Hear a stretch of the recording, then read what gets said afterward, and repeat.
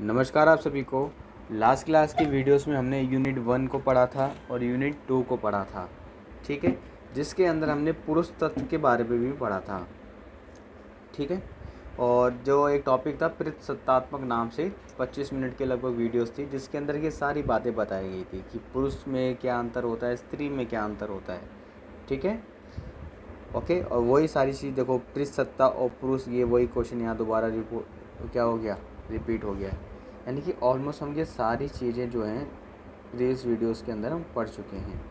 तो हमें कौन कौन से टॉपिक पढ़ने हैं आज की वीडियोस में? एक पढ़ना है पुरुष तत्व और महिला के विरुद्ध हिंसा, ठीक है, और ये वाला मीडिया की भूमिका, बस, ठीक है। बाकी आप रीडिंग लगाओगे और आप लोग पहले की वीडियोस देख के अगर आ रहे हो और ख़ुद के नोट्स बना रहे हो तो आपको ये सारी बातें ईजिली समझ आ जाएंगी। जस्ट रीडिंग लगाना, आपको सारे पॉइंट ऑफ व्यू समझ आ जाएंगे, ठीक है।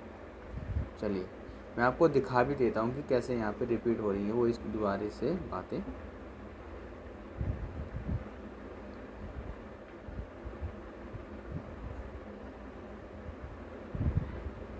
जैसे ये देख लो, पुरुष तत्व को समझना, ये वाली टेबल आपने पहले के चैप्टर्स में भी देखी होगी कि पुरुष जो है तार्किक है, एक लॉजिकल तरीके से सोचता है, मजबूत है, फुर्तीला है, स्मार्ट है, उदासीन है, ठीक है, रूखा यानी आक्रामक है, आक्रामक यानी कि थोड़ा सा साहसी है, हिंसक है, रौबदार है, स्वतंत्र है। और महिला के प्रति क्या बातें बोल रखी हैं? भावुक है, कमज़ोर है, सुंदर है, देख रेख करने वाली है, पोषण करने वाली है, संकोची है, दयालु है, सहनशील, निर्भर। ये टेबल भाई हम अपने से नहीं बता रहे, ये बताया गया है किस तरह सोसाइटी में मेल और फीमेल के बीच में डिफरेंट किया जाता है, ठीक है। अगर इसमें भी इक्वालिटी हम लोग क्या कर सकते हैं, सकारात्मक तरीके से स्थापित कर सकते हैं यदि हम अपने समाज में लोगों को अच्छी तरीके से एजुकेटेड किए। रट्टा मार पढ़ाई नहीं, रट्टा मार पढ़ाई से नहीं होते, जिनको सही और गलत में अंतर समझाया जाता है कि क्या चीज़ सही है, क्या चीज़ गलत है, ठीक है। और अपनी मानसिकता को हम जब सही करते हैं तो ये सारी चीज़ें क्या हो जाती हैं, इक्वल हो जाएंगी, जिससे कभी भी महिला जो है निर्भर नहीं होगी, वो भी पुरुष के अकॉर्डिंग क्या रहेगी, स्वतंत्र रहेगी, ठीक है, ओके। और उसी तरीके से हमारे आज के टाइम में भी महिला सपोर्ट भी करती हैं। आज के टाइम में अगर कोई लड़की जो है अगर कुछ गलत करती है, जैसे कि कैब ड्राइवर का आपने देखा होगा वर्तमान में, तो बहुत सारी वुमेन सामने आई हैं जो कह रही हैं कि जो लड़की ने रिएक्ट किया है बहुत ही गलत किया है। तो समझ रहे हो ना? तो यही इस तरीके की जागरूकता सभी लोगों में होनी चाहिए। जैसे कोई लड़का गलत करता है तो सारे लड़के भी इकट्ठे हो जाते हैं कि हाँ भाई इस बंदे ने जो है गलत काम किया है, ठीक है, ओके। तो हम सबको जागरूक होना बहुत ज़रूरी है। अगर हम जागरूक नहीं होंगे तो हर किसी के मन में एक गलत धारणा बन जाएगी, ठीक है। जैसे सारे लड़के एक जैसे होते हैं तो फिर इसी के अगेंस्ट में सेम लाइन बनती है कि सारी लड़कियाँ भी एक जैसी होती हैं। इसलिए ओके, अगर आप लोग चाहते हो कि ये जो टेबल यहाँ पर दे रखी है इसमें क्या है, इक्वालिटी हो, सही सकारात्मक पॉइंट से आए, तो हम सबको एजुकेटेड होना बहुत ज़रूरी है, ठीक है, जिसमें हम सही और गलत का अंतर कर सकें, बस। और हर कोई फाइनेंशियली डिपेंडेंट हो। चलिए अब हम अपना टॉपिक पढ़ते हैं जो हमें पढ़ना है। और यूनिट 4 की वीडियो नहीं आएगी भाई, ठीक है, वो बहुत ज़्यादा इजी है क्योंकि जो हमने अभी तक पढ़ा है ना उन सभी का वो मिश्रण है, ठीक है। चैप्टर 1, चैप्टर 2 और चैप्टर 3 का पूरी तरीके से ये मिश्रण है, चैप्टर 4 यानी कि यूनिट 4। तो उसको भाई एक बार सेल्फ स्टडी खुद से भी कर लेना, ठीक है। चलिए हम अपना ये पढ़ते हैं। 3.9 पुरुष तत्व और महिला के विरुद्ध हिंसा। महिला से उम्मीद की जाती है कि वह पुरुषों के नियंत्रण में रहे, इसलिए ये कोई आश्चर्य की बात नहीं है कि किसी महिला से विवाह करने के बाद उसका पति माना जाता है, ठीक है। क्या उम्मीद की जाती है कि महिला से समाज क्या उम्मीद करता है कि वो अपने हस्बैंड के कंट्रोल में रहे, ठीक है। किसी महिला से विवाह करने के बाद उसका पति माना जाता है कि वह उस स्त्री का क्या है, स्वामी है, ठीक है। सोचता है कि पत्नी को नियंत्रण में बनाए रखने के लिए उस पर आपा खो देना या उससे पीटने का अधिकार है। क्या आपको लगता है नहीं, ऐसा अधिकार नहीं होना चाहिए। रोचक तो ये है कि कई महिलाएं ये स्वीकार करती हैं। ठीक है, अब है ना टर्निंग पॉइंट। ठीक है, आपको ये लाइन आपको पढ़ के लगेगा कि इस किताब में गलत छपी है, लेकिन जब आप ग्रामीण इलाके में जाओगे या कुछ ऐसे इलाकों में जाओगे जहाँ पे लोग जागरूक नहीं हैं, तो इन सारी चीज़ों को कहीं ना कहीं एक्सेप्ट भी कर रहे होंगे। आगे पढ़ो, देखो। रोचक तो ये है कि कई महिलाएं ये स्वीकार करती हैं कि अगर अपने पति की मांगों को पूरा ना कर पाने पर पति द्वारा अपने पर हिंसा का प्रयोग किया जाता है, तो इसमें कुछ भी गलत नहीं है। अगर यानी कि हस्बैंड की कुछ ऐसी इच्छाएं हैं जिससे एक वाइफ पूरी नहीं कर पा रही है, ठीक है, तो इसी कारण से अगर हस्बैंड जो है महिला के ऊपर किसी प्रकार की कोई हिंसा करता है तो वो गलत नहीं है, सही एक्सेप्ट कर रही है महिला। ऐसा महिलाओं के सामाजिक परिशिष्ट अनुकूल के कारण होता है, यानी कि समाज के अकॉर्डिंग होता है, भाई ऐसे ही रहना पड़ेगा जो भी है। क्या आपको लगता है ये जो है ठीक है? नहीं, हमेशा का चाहे कोई आदमी हो चाहे कोई लेडीज़ हो, लेडीज़ हमेशा एक यानी कि एक वाइफ जो होती है अपने हस्बैंड से क्या मांग करती है? रिस्पेक्ट की। ठीक है, और यही चीज़ जो है आदमी भी एक्सेप्ट करता है कि रिस्पेक्ट मिले और उसके फैमिली के जो माँ बाप हैं उसको भी सम्मान मिले। ठीक है, दोनों ही क्या चाहते हैं? रिस्पेक्ट ही चाहते हैं। तो ये एक अच्छा समाज बन सकता है। ठीक है, लेकिन जहाँ पे ये सारे जो पॉइंट ऑफ व्यू बोल दिए जाएँ तो वो नहीं होगा। इससे क्या होगा, एक पक्ष हमेशा अपने आप को कमज़ोर ही समझेगा और अपने आप को कभी भी शक्तिशाली नहीं समझ पाएगा, इनसिक्योर फील करेगा इसमें तो हमेशा, और अपनी लाइफ को बस एक्सेप्ट कर लेगा कि हाँ भाई ऐसा ही होता है और ऐसा ही होता रहेगा। तो आने वाली जो संतानें भी होंगी उनको भी यही सारा कल्चर सिखाया जाएगा, जिससे उनकी जो ग्रोथ है, डेवलपमेंट, वो नहीं हो सकती, रुक जाएगी। इसलिए बी रिस्पेक्ट एवरीवन, चाहे लड़का हो चाहे लड़की, रिस्पेक्ट करो, सबसे अच्छी बात। ओके, चलिए, ओके, आई होप आपको ये सारी बात समझ आ रही होंगी। चलो, हिंसा पुरुषों द्वारा महिलाओं पर अपना प्रभुत्व और अपनी श्रेष्ठता दिखाने के लिए अधिकांश थोपी जाती है। ठीक है, हिंसा पुरुष द्वारा महिला पर अपना प्रभुत्व यानी कि अपना वर्चस्व, यानी कि मैं ज़्यादा ताकतवर हूँ, ठीक है, पुरुष दिखाने की कोशिश करता है और सारी चीज़ें थोप देता है। इसे अनेक समाजों में स्वीकार किया जाता है। ये सारी एक्टिविटी कई सारी सोसाइटी में इसको एक्सेप्ट किया जाता है और इसलिए महिलाओं पर हिंसा करने वाले पुरुष बच निकलते हैं। समझ रहे हो? निकल जाते, भाग जाते हैं। हिंसा महिलाओं को अधीनता की स्थिति में बनाए रखती है और सामाजिक नियंत्रण में भी बनाए रखती है। अधीनता आपको सबको पता है, सब ऑर्डिनेट। इसलिए हम बार बार मैं कहता रहता हूँ कि बी एजुकेटेड, रट्टा मार पढ़ाई नहीं, बी एजुकेटेड वाली, जिसमें आप अपने आप का करियर भी सेलेक्ट कर सको, फाइनेंशियली भी डिपेंडेंट हो। ठीक है, कहने का मतलब है कि आप एजुकेटेड आप हो गए, अब पूरी तरीके से आप लायक हो एक जॉब वगैरह करने के लिए। अब आपके पास ऑप्शन है। ठीक है, यानी कि आपके पास हमेशा आपसे ऑप्शन रहना चाहिए कि आपको एक नॉर्मल हाउसवाइफ की तरह रहना है या आपको जॉब भी करनी है और हाउसवाइफ वाला भी काम करना है। इस तरह के दोनों ऑप्शन होने चाहिए जिससे हर किसी की लाइफ जो है अच्छी व्यतीत हो सकती है। किसी लड़की से पूछा ही नहीं कि भाई तुम्हें जॉब करनी है, घर का काम करना है। मान लो किसी को जॉब करनी है, उसको घर का काम जमा दिया, तो वो कह भी नहीं पा रही, तो इंटरनली वो खुश थोड़ी रहेगी। ठीक है, कहीं ना कहीं घुटती रहेगी। तो इसी तरीके से, और उसी तरीके एक लड़की जो पूरी तरीके से वेल एजुकेटेड है, ठीक है, उसने खुद चुना है कि मुझे घर का काम करना है, मैं अपने घर की देखभाल करूँगी, जैसा नॉर्मली होता है मुझे वही करना है, तो वो अपनी पूरी लाइफ को खुश रहेगी। ठीक है, इसमें कुछ गलत नहीं, क्योंकि उसने अपना डिसीज़न स्वयं लिया है। इसलिए किसी भी लड़की के ऊपर कोई डिसीज़न थोपना नहीं चाहिए। ठीक है, बस उनको सही और गलत में अंतर समझाओ और वो अपने डिसीजन स्वयं ले पाएंगी। इतना काबिल सभी बच्चों को होना चाहिए। ठीक है, चलिए, ये सारी बातें हमारे स्कूल लाइफ में हमें सिखाई नहीं जाती। चलो कोई नहीं, फिर भी आप क्या कर सकते हो, बहुत सारी जो नॉवेल्स हैं उनको पढ़ा करो। ठीक है, जिससे आपको समझ आएगी अच्छी अच्छी बातें। या तो ऐसी किताबें सुनो, हमारी वीडियोस देखो। चलो आगे हम पढ़ते हैं। मैं उम्मीद करता हूँ कि अभी तक हमने जितना पढ़ा है कि ये सारी बातें आपको समझ आ रही होंगी।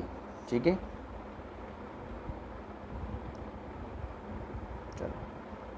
अनेक राष्ट्रीय सर्वेक्षण ने दर्शाया है, यानी कि बहुत सारे हमारे यहाँ रिपोर्ट हुई, उसने दर्शाया है कि भारतीय समाज में घरेलू हिंसा अत्यधिक प्रचलित है, यानी बहुत ज़्यादा हमारे देश में घरेलू हिंसा है कि भाई एक्सपेंड हो रखी है। और विवाहित महिलाओं में से 50% महिलाएं इसे अपने वैवाहिक जीवन के सामान्य अंग के रूप में प्रतिवेदित करती है, यानी कि वो इतनी ज़्यादा हिंसा देख चुकी हैं अपनी लाइफ में, अपने पूरे जीवन काल में, अब उनको ये नॉर्मल सा लगता है सब कुछ। ठीक है, कोई भी मतलब कि ऐसा कुछ भी इनको नया महसूस नहीं होता कि जो हिंसा हो रही है ये तो नॉर्मल है, आम बात है ये तो। ठीक है, समझ रहे हो ना। इन सर्वेक्षण अनुसंधानों का इसमें भी अधिक चिंता में डालने वाला निष्कर्ष यह है कि घरेलू हिंसा निजी या गोपनीय स्तर पर नहीं होती। ठीक है, घरेलू हिंसा निजी या गोपनीय स्तर पर नहीं होती। समुदाय को इसकी जानकारी होती है, लेकिन परिवार का निजी मामला मानकर इसकी उपेक्षा की जाती है, यानी कि सोसाइटी को सब पता रहता है कि कहाँ कैसी डोमेस्टिक वायलेंस हो रही है, बट समाज कुछ कहता नहीं है और कह देता है कि उनका अपना निजी मामला है, तो हम क्यों जाएं इंटरफेयर करें। जब वही चीज़ सोसाइटी में आती है तो फिर कहना शुरू कर देते हैं कि अपने घर को संभालो, बाहर क्यों लेके आ रहे हो सारी बातें, ऐसा ही तुम्हारे साथ होता है तो होता चलता रहेगा। तो कहीं ना कहीं सोसाइटी की भी तो गलती है। तो भाई एक मेंटेलिटी की गलती है, इसलिए मेंटेलिटी को हमें सुधारना होगा। ठीक है, और कभी भी एकदम से बदलाव नहीं हो सकता है। ठीक है, ये बदलाव मानसिकता का है, जब सोच बदलेगी तभी ये सारी चीज़ें बदलेंगी।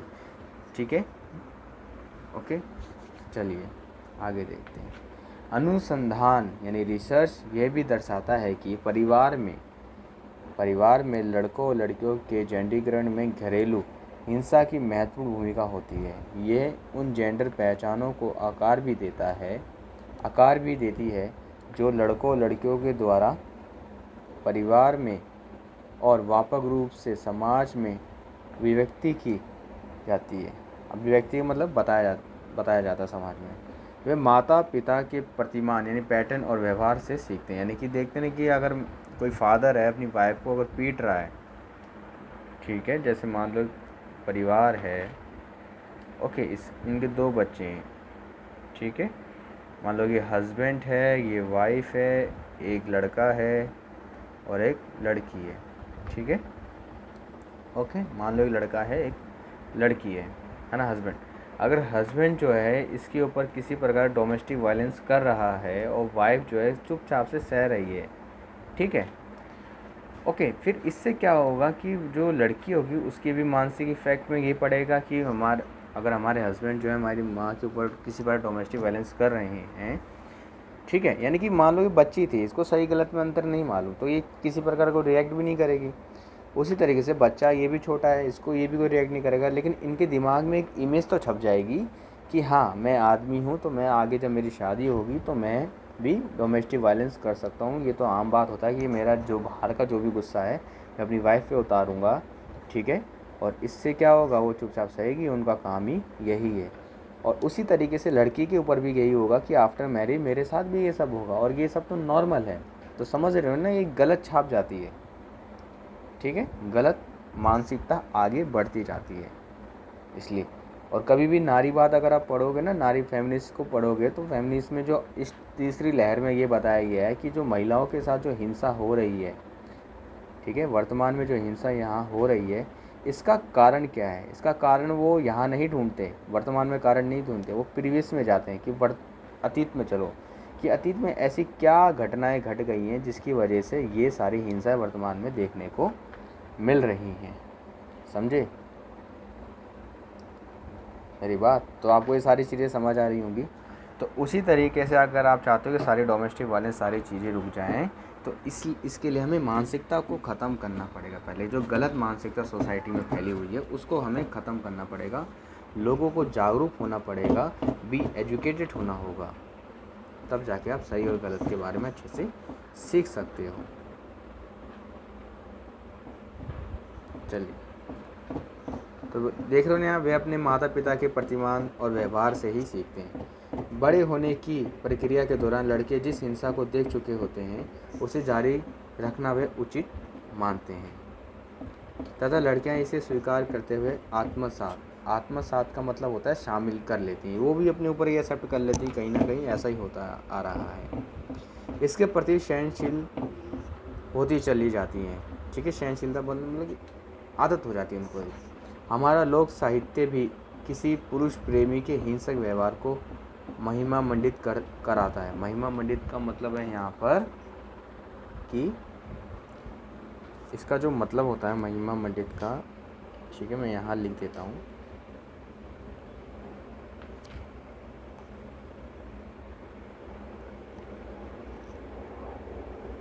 ठीक है, ग्लोरीफीड, जिसका मतलब होता है आदर देना। ठीक है, हमारा जो लोक साहित्य है, जो हमारे आसपास का इलाका है, ठीक है, और लोक साहित्य का मतलब तो आपको पता ही होगा, हमारी घरेलू कथा कहानी, जो हमारे घरों में कहानियाँ सुनाई जाती हैं, यानी कि जो डोमेस्टिक से रिलेटेड स्टोरी लाइन्स लिखी जाती हैं। ठीक है, जिसको हम क्या बोलते हैं, ठीक है, आप लोग भाई स्पेलिंग वगैरह गलत हो जाए तो देख लेना। मैं लोग कोर बोलते हैं, जिसका मतलब होता है आप सोशल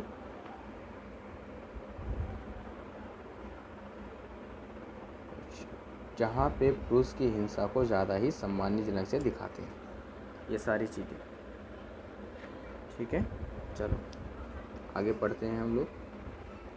इस प्रकार प्रतिसत्तात्मक समाजों में पुरुष की हिंसा अकार्मकता का औचित्य पुरुषत्व की निशानी के तौर पर स्थापित किया जाता है। यहाँ पे जो ये औचित्य यानी कि उसको सही समर्थन करते हैं उस चीज़ का। पुरुषों से उम्मीद की जाती है कि वह परिवार में महिलाओं और बच्चों के अन्नदाता और संरक्षक बने। ठीक है,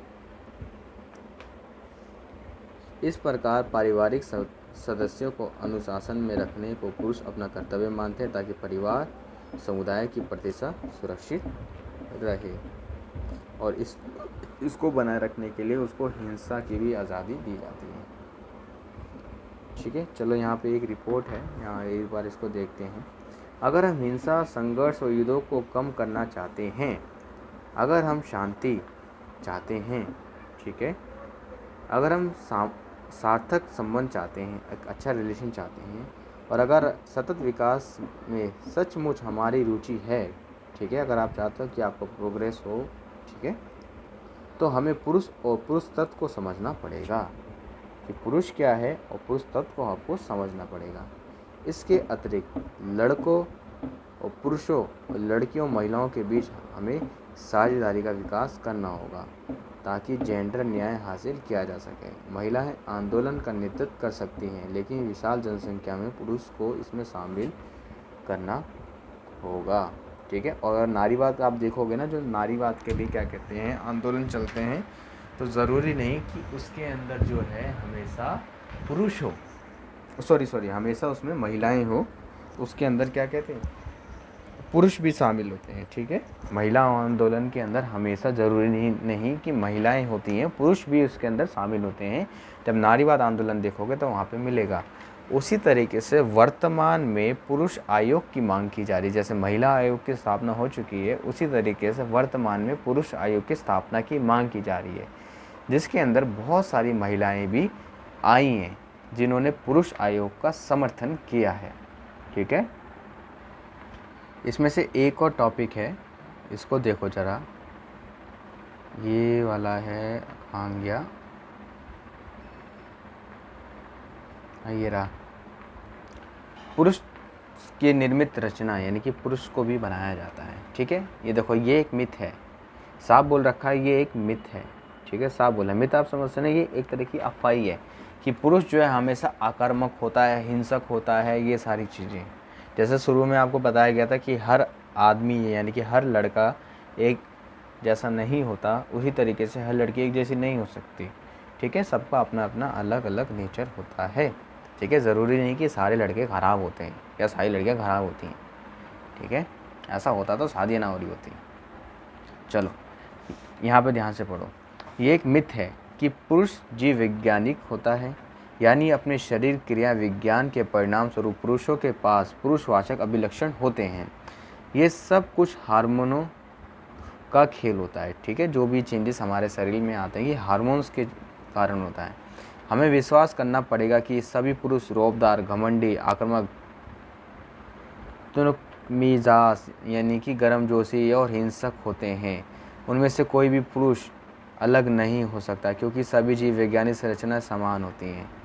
देखो, संरचनाएं समान है, संरचनाएं तो समान है, सभी लोगों का बॉडी स्ट्रक्चर तो ऑलमोस्ट एक जैसा ही होता है, चाहे लड़का हो चाहे लड़की हो। लेकिन लोगों को अपनी फीलिंग को एक्सेप्ट करना, उसको एक्सप्लेन करना, लोगों की मानसिकता और लोगों को किसी भी चीज़ को देखने का नज़रिया अलग अलग होता है, ठीक है। ये बात यहाँ समझो। यहाँ देखो, लेकिन हमें ऐसे पुरुष अवश्य मिलते हैं जिनके भीतर इनमें से अनेक अभिलक्षण मौजूद नहीं होते, ठीक है, जो हिंसक नहीं है, गर्मजोशी नहीं है, ऐसे बहुत सारे। फिर सोचिए कि एक पुरुष जो अपनी पत्नी के सामने इतना रौबदार, हिंसक होता है, वहीं अपने मालिक बॉस के सामने क्यों इतना अधिक दिनहीन और भयग्रस्त हो जाता है। और यहाँ पे देखो बॉस वर्ड बोला गया है, चाहे ये बॉस आदमी भी हो सकता है और एक औरत भी हो सकती है, ठीक है, समझ रहे हो ना। यहाँ पे शक्ति की बात आ जाती है, पद की बात आ जाती है, ठीक है। इससे साबित होता है कि पुरुष ठेठ पुरुषवाचक व्यवहार को वहीं वरित रूपायित करते हैं जहाँ उनके पास शक्ति और प्रभाव की हैसियत होती है, अन्यथा वे अधीनस्थ स्थिति होने पर तथा कथित स्त्रीवाचक गुणों के सामने घुटने टेक देते हैं। कहने का मतलब ये है, जो पुरुष व्यक्ति होते हैं, जो एकदम से गलत मेंटलिटी वाले होते हैं, वो वहीं पे अपनी हिंसा दिखाते हैं जहाँ पे उनका कंट्रोल चल पाता है। कहते नहीं कि बराबरी वालों से भिड़ो तो मज़ा आए, ठीक है। यानी कि कहने का मतलब है, जो कुछ ऐसे लोग होते हैं जो हिंसा करते हैं, ठीक है, हमेशा हिंसा वो किस पे करते हैं, अपने से कमज़ोर वर्ग के ऊपर, तू बेकार है, ख़राब है, घटिया है, ये सारी चीज़ें उसी के ऊपर करते हैं जो इनसे क्या है, कमज़ोर है। हर किसी पे नहीं करते, ठीक है। कोई इनसे पावरफुल बंदा दिख जाता है तो उसके सामने घुटने टेक दिए जाते हैं। ये बात यहाँ पे कही जा रही है। तो बोला गया ना कि पुरुष का नेचर जो आक्रामक है, हिंसा है, ये सिर्फ शक्ति की बात है, ठीक है, ये सिर्फ क्या है, शक्ति की ही बातें हैं। चलो, क्या इससे ये सिद्ध नहीं होता कि पुरुष और इस संदर्भ में स्त्री कोई जीव वैज्ञानिक निर्भरता नहीं है, बल्कि ये पुरुष और स्त्री के बीच संबंधों को विनियमित यानी रेगुलेट करने का श्रेणी तंत्र यानी कि पद की शक्ति गति की से शासित हो, यानी पद की गति जैसी पावर वैसा रिएक्ट। कहने का मतलब ये है। बस चलिए, अब हम आई होप, मैं उम्मीद करता हूँ कि आपको ये पूरा टॉपिक समझ आ गया होगा। ये सारे लोग भी हिंसा उसी के आगे करते हैं जिसके सामने पावर चलती है, ठीक है, समझ रहे हो। उसी तरीके आपने कैब ड्राइवर का देखा होगा, उसने उसी को मारा जो एक कौन था, कमज़ोर था। कोई और आदमी होता तो रिजल्ट कुछ और होता। लेकिन हम किसी के समर्थन में नहीं हैं, न किसी के विरोध में हैं। हमें नैतिकता सीखनी चाहिए, लेकिन हम कैब ड्राइवर के साथ हैं।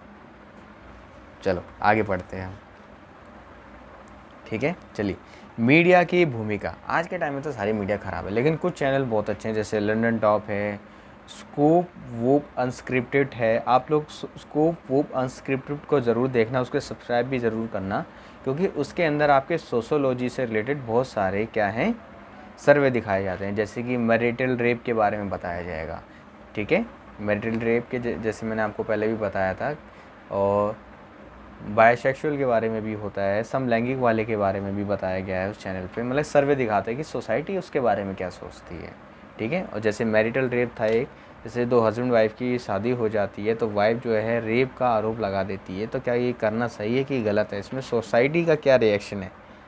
तो ये सारे तरीके उसमें दिखाया गया उस चैनल पर। देखो, बड़ा मस्त चैनल है, रियल कवरेज उसके अंदर दिखाई जाती है, बड़ा मज़ा आता है भाई, देखा करो उस चैनल को। स्कूप वो अनस्क्रिप्टेड नाम है चैनल का। चलो आगे तो सारे घटिया चैनल, न्यूज़ चैनल।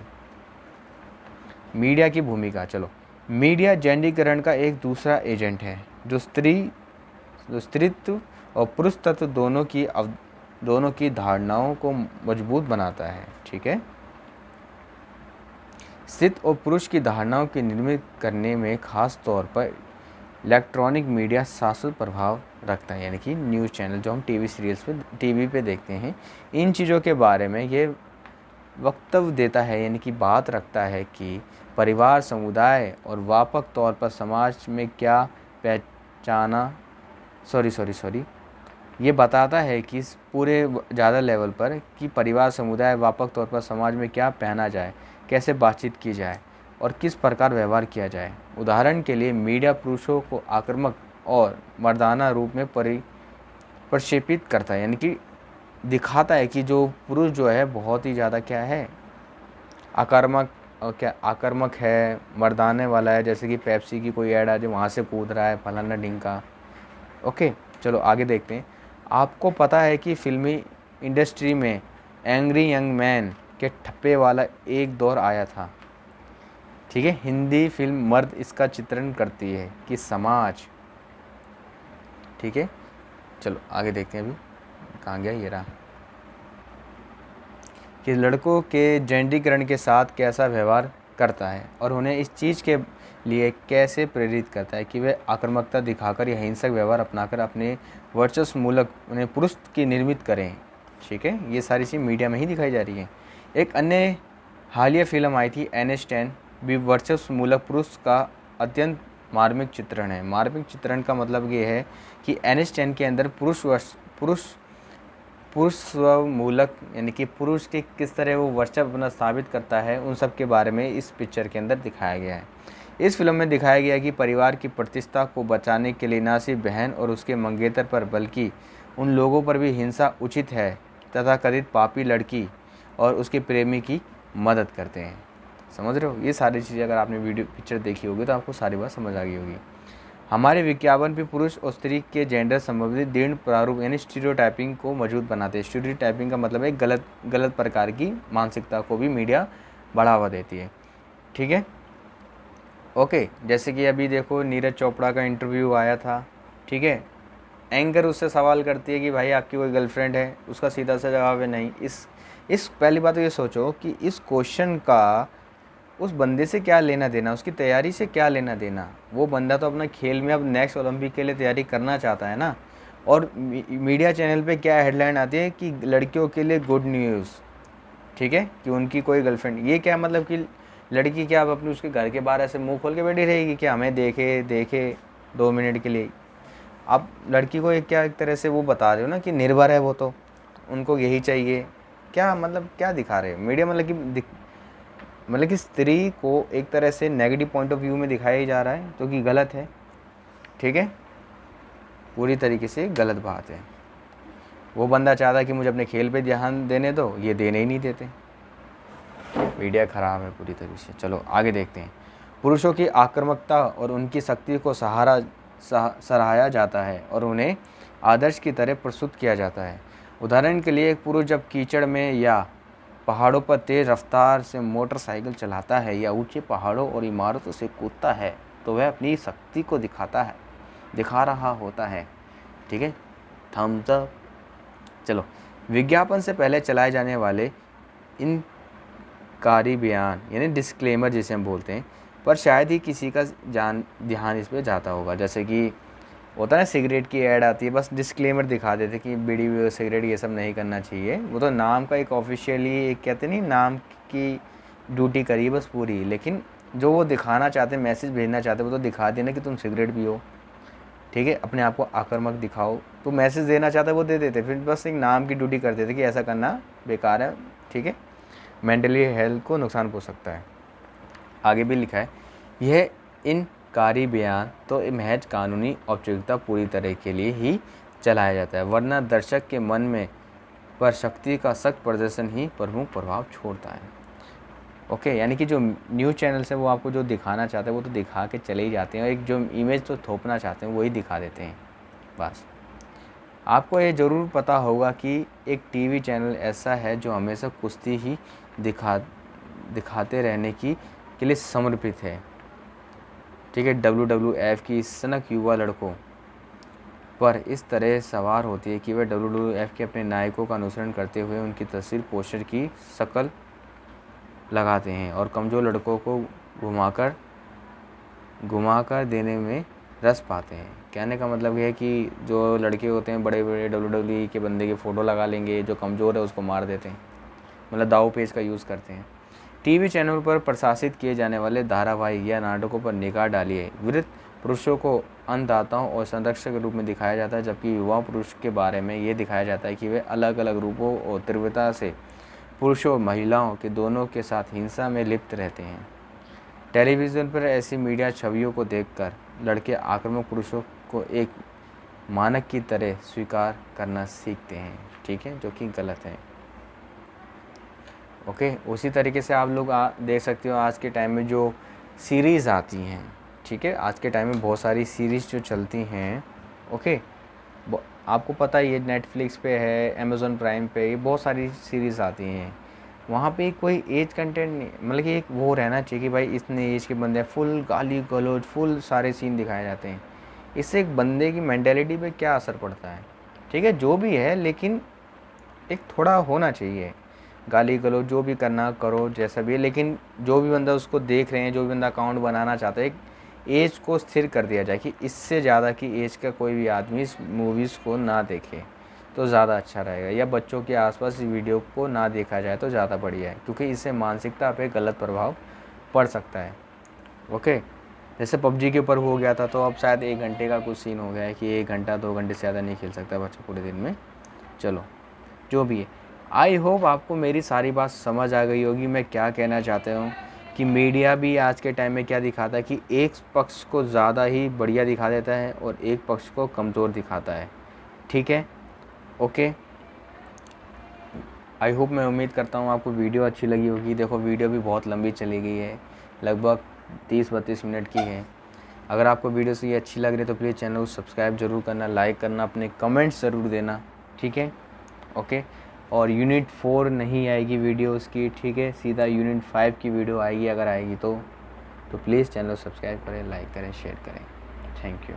मिलेंगे आपसे अब नेक्स्ट वीडियो में, और अपने नोट्स ज़रूर बनाएं।